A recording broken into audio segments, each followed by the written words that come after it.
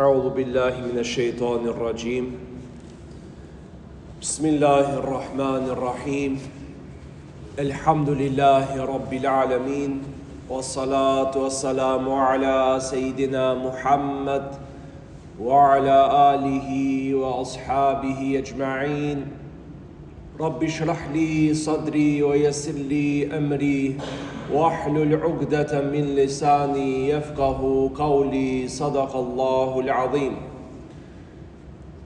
Falënderimet dhe lavdrimet tona I takojnë vetëm Allahu Gjeleshanuhu, I cili na krijoi në formën më të bukur, na udhëzoi në fenë e vërtetë dhe të vetme të pranuar, na e shpalli Kur'anin udhërofyes dhe na dërgoi Muhammedin sallallahu alaihi wasallam mësues.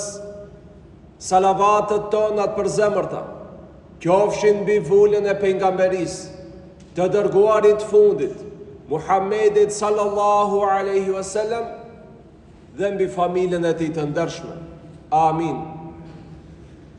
Xhamati nderuar, ne sot inshallah taala në këtë ligjërat do të ndalemi të trajtojmë disa ajete kuranore, konkretisht ajetet 30 deri në 33 të surës Maryam, të cilat flasin për një pjesë të jetës pejgamberit Isa alayhis salam, ku Allahu Gjeleshanu atij I mundsoi të flasë si foshnjë në djep.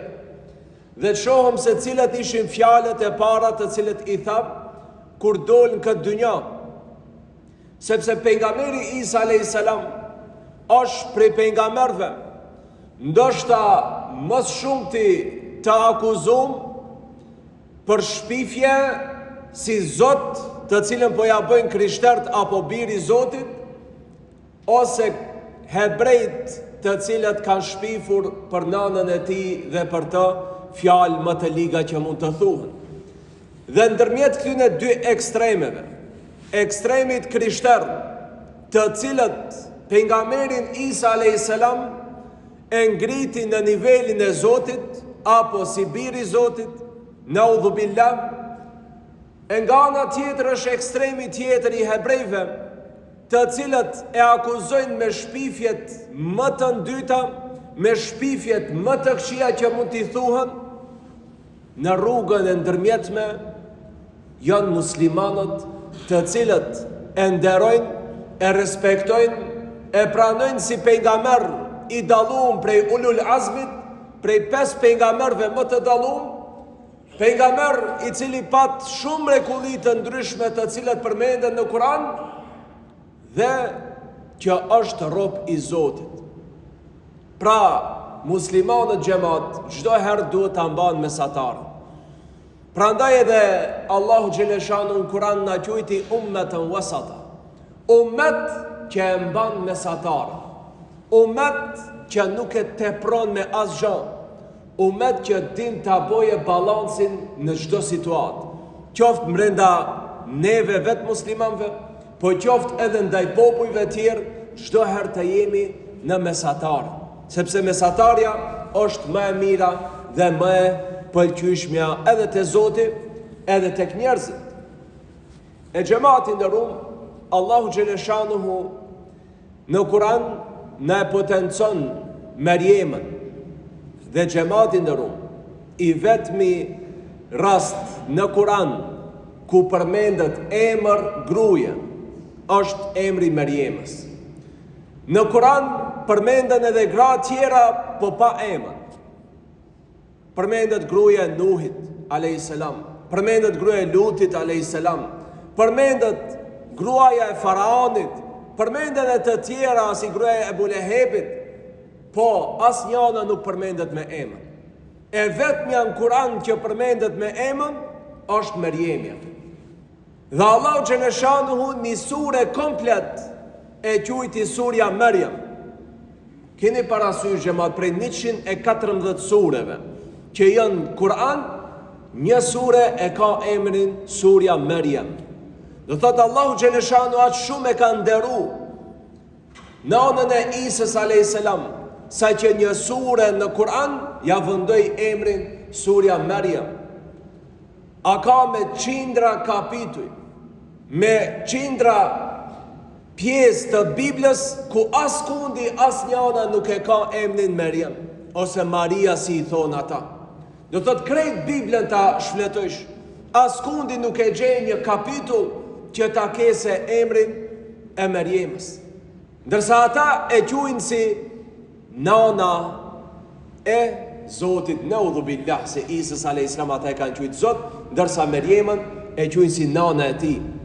E xhamatin nderuam, pra askundin Kur'an, edhe pse ata shumë mendojnë se e lavdrojnë dhe respektojnë Merjemën, askundin në Bibël nuk e gjenë doni kapitull ta kese emrin e kësaj. Ndërsa në Kur'an gjendet një sure me emrin Merjem. I vetmi rast në Kur'an që përmendet emra gruaje. Dhe Allahu Gjeleshan thot kemi dallu thot prej gjitha grave të dynjas. Allahu Gjeleshan në Kur'an tregon se si i ka folur Merjemës dhe çka i ka thonë, se ne të kemi dallu mbi gjitha gratë e botës. Pra gruaja më e dalluar në botë. Kjo me atë dëlirësinë e vet, me atë pastërtinë e vet që e kishte, Allahu Gjeleshanuhu caktoi për të që ajo të ngele shtatzan. Po ajo nuk ishe martume. Ajo përpos kësaj ishte edhe kujdestare në tempullin e shenjtë. Ishte angazhume të punoje në xhamin e shenjtë, në Aksa. Dhe ajo, duke e pasur këtë privilegj, duke e pasur këtë status të lartë në mesin e Beni Israilve, që e dishin për grua të ndershme, e dishin si gruaja më e ndershme në mesin e tyne, ajo i vjen lajmi se ngel shtatzan duke mos qenë e martume. Automatikisht mendja e njerëzve do t'jesë se ajo është, do thot, e pandershme, nga shkauku se e pa martume. E ngel shtatzan, si mundit ngel shtatzan? E kjo është mrekullia Allahu Gjeleshanu. Dhe ajo u habit kur erdh meleku Gjibril dhe i tregoj asaj se do të ngeli shtatzan, ajo u habit. Tha, si mundet, tha. Unë tha, s'jo me martume, asa nuk jo me pandershme. Si tha do të mundet të ngeli shtatzan? Tha, meleku Gjibril ja boni me dije dhe i tha se Allahu Gjeleshanu kur don dishka, vetëm i thot kun feyekun, bohu edhe ajo bëhet. Pra Allahu Gjeleshanu kur dëshiron dishka, nuk i duhen të marrë sebepe sikur ne njerëzit që na duhen sebepe. Do thot ne edhe çket shishe për ta mbush, nuk mund ta mbushim duke qenë ajo shpras ti themi hajt mbushu dhe të mbushet. Jo, po duhet i marrësh sebepet, cilat janë sebepet. Të kish ujë të rrjedhshëm dikundi, shkojsh ta mbajsh, ta mbushish, edhe që ta kish para vetë. Për ndryshe s'kjesi. Allahu Gjeleshanu të sebepe si duhen. Allahu vetëm i thot bëhu e bëhet. Nuk i duhet Allahu Gjeleshanu kohë, nuk i duhet Allahu Gjeleshanu vend, pra vetëm i thot bëhu, edhe ajo më njëherë bëhet. E të njerëzit e krijesat duhet mirën sebepet. Po kur donë Allahu Gjeleshanu, edhe në mesin e njerëzve i them sebepet. Ligjet e natyrës i ka kriju Allahu Gjeleshanu.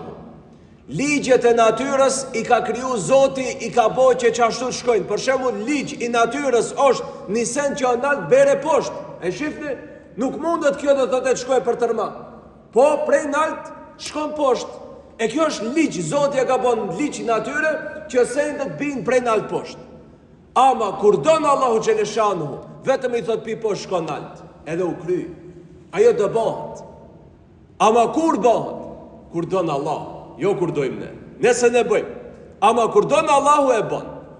Edhe kjo pra mrekulli që i ndodhi Merjemës, që Allahu i tha në barkun e saj dhe linde një fëmijë dhe u kry kjo. Po kush dhe linde? Dhe linde njeriu, po ashtu pejgamber i zgjedhet në mesin e njerëzimit. Prej 5 pejgamberve më të dallum që kanë jetuar mbi sipërfaqen e tokës. Dhe ajo u brengos shumë për kësaj. Ajo nuk e kish gajle pse të sjellë në botë një fëmijë. Ajo e kishte gajle si të reagojnë njerëzit. Çka do thonë njerëzit? Edhe ajo tha me veten e vet, "Umit te kable hadha", sikur të kisha vdek para kësaj. Ma mirë të kisha qenë e vdekt se sa shkoj me një fëmi para njerëzive. Çka do thunë ato? Oj Marieme, ti je pa martume, ka e bie këtë fëmi. Kjo është reagimi të cilin ajo e mendojte, skenën të cilin ajo e paramendojte. Allahu Gjeleshanuhu, robët e vetë të dashët, kur i donë, ai edhe i pregaditen edhe rezultatet në fund që të dalin. Mariemja nuk e ditë në fund çka do dalin.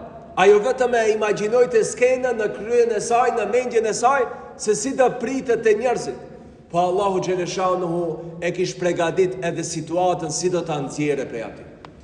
Dhe në momentet para lindjes, kur erdhi momenti për ta lind Isa a.s. ajo u ul në një dru të hurmës. Dhe Allahu Gjeleshanuhu asaj i bani mrekulli. Në kohën kur drujt e hurmave palmët nuk bëshin hurma, nuk ishtë sezona.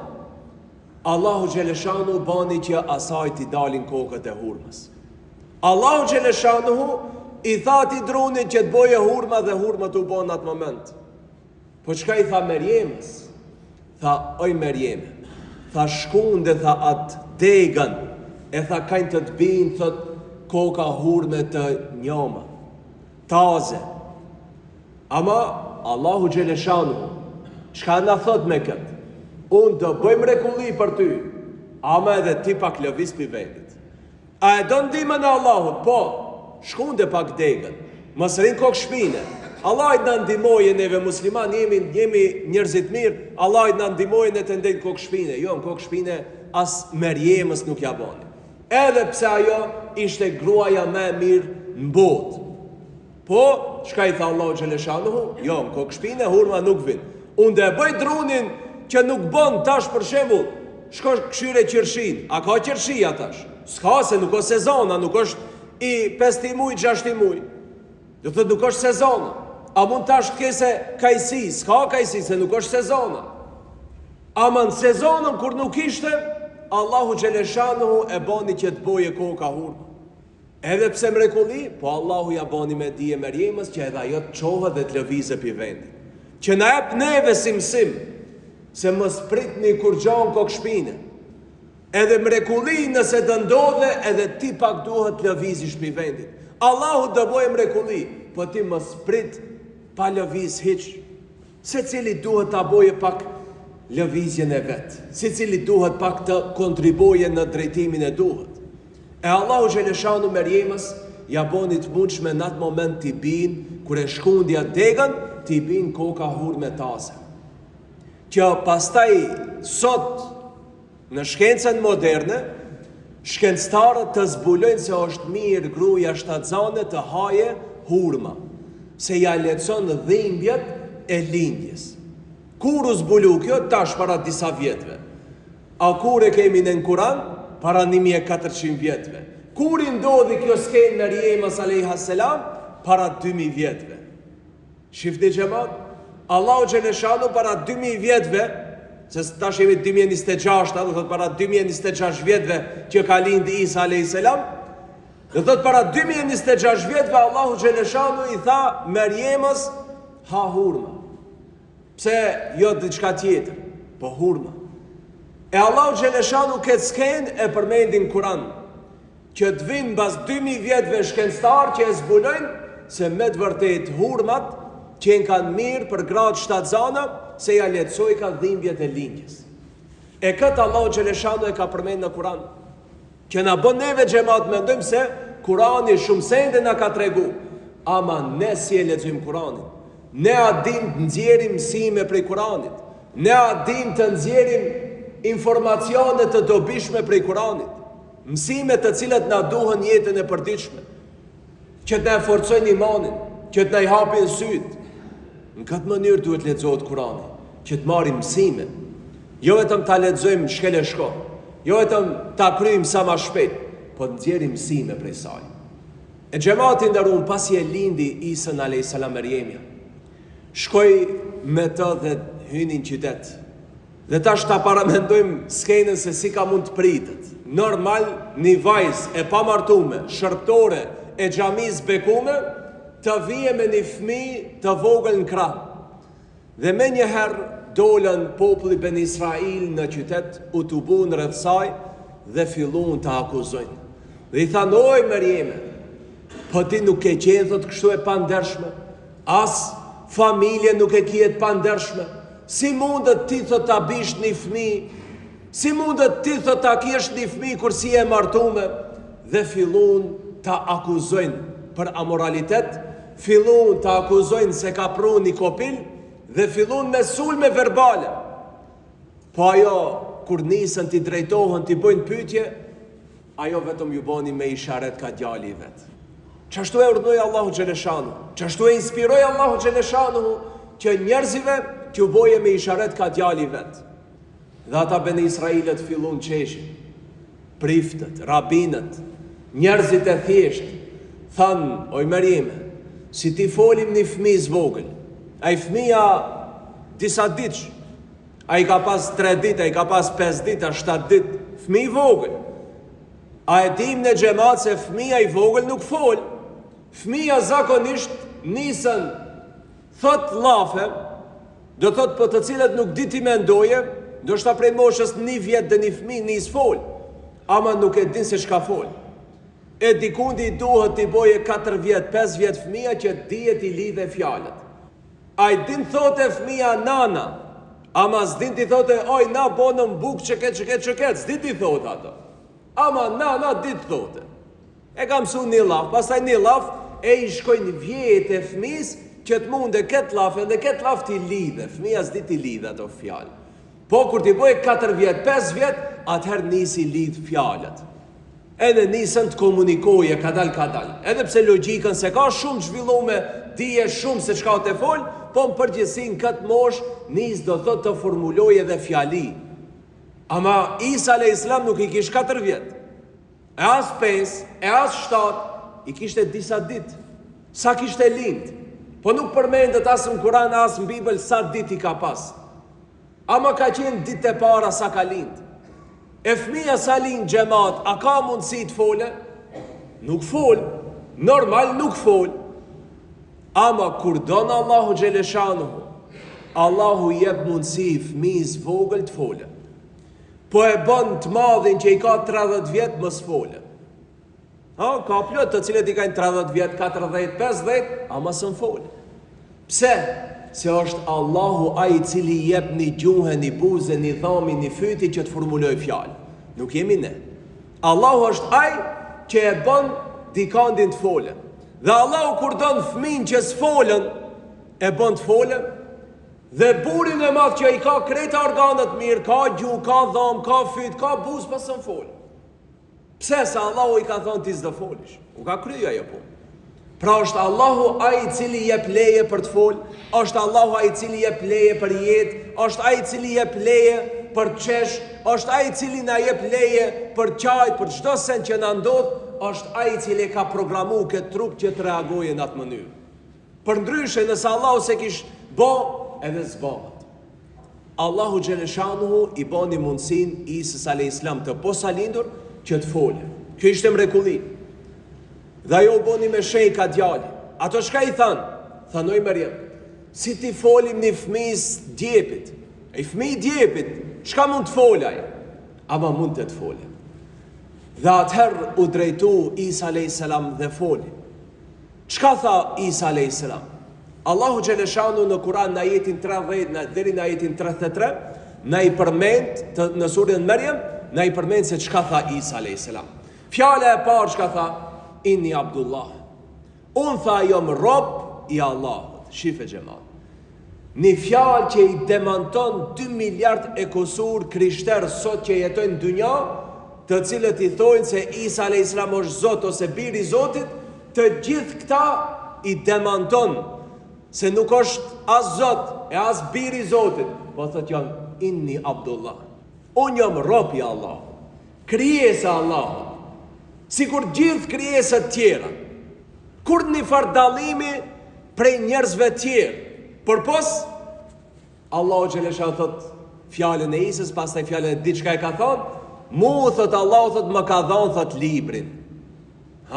Që ta bëj pejgamber. Dhe fjallë e tretë thot më ka bë thot pejgamber. Pra, Allahu Gjeleshanuhu në përmes këtyne fjalëve na tregon se kush është Isa a.s. Është robi Allahut që ju ka dhënë libër, që ju dha Injili, dhe fjala tjetër, unë jam pejgamber. Pra nuk është as Zot e as biri i Zotit, po është pejgamber. Ajo që e bën të dalluar prej njerëzve tjerë është se është me libër të shenjtë. Allahu i ka shpall libër dhe e ka bë pejgamber. Kjo e dallon prej njerëzve tjerë. Në aspektin fizik, në aspektin e trupit, është njeri si kur krejt njerëzit tjerë. Hecën në për tregje edhe ushqehet me ushqim si kur han krejt njerëzit tjerë. Dhe krejt pejgamber xhamat, duke fillu prej të Ademi a.s. deri te Muhamedi a.s. në aspektin fizik, në aspektin e trupit, kanë qenë njerëzit. Po e vetë në ajo që i ka bën ndryshe prej njerëzve tjerë, është se ata kanë pasur shpallje prej Zotit.